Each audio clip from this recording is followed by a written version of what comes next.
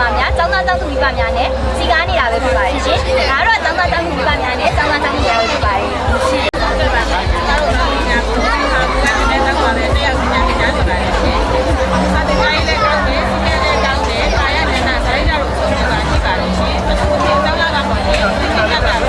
လာတင်ပြပြရတဲ့အပြင်ကျွန်တော်တို့ဒီကရေတော့ဖြစ်စီတယ်။ဟုတ်။ကျွန်တော်တို့ဖြစ်စီတယ်တတ်လာပါရှင်။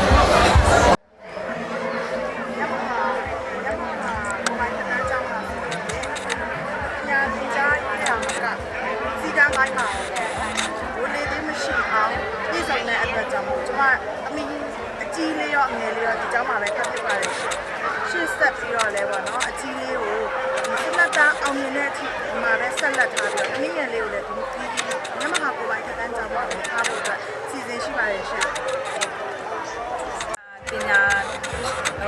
ကိုပိုင်းထက်တန်းကျောင်းမှာကျောင်းထားနေပါတယ်ရှင်မြန်မာကိုပိုင်းထက်တန်းကျောင်းရဲ့စီကံကိုလည်းကြိုက်တယ်ပညာသင်ကြားရေးကိုလည်းကြိုက်ပါတယ်ရှင်ကာယညာနာဇာရိတာပိုင်းကြီးအကုန်လုံးစိတ်ချရတဲ့အတွက်မြန်မာကိုယ်ပိုင်ထက်တန်းကြောင်း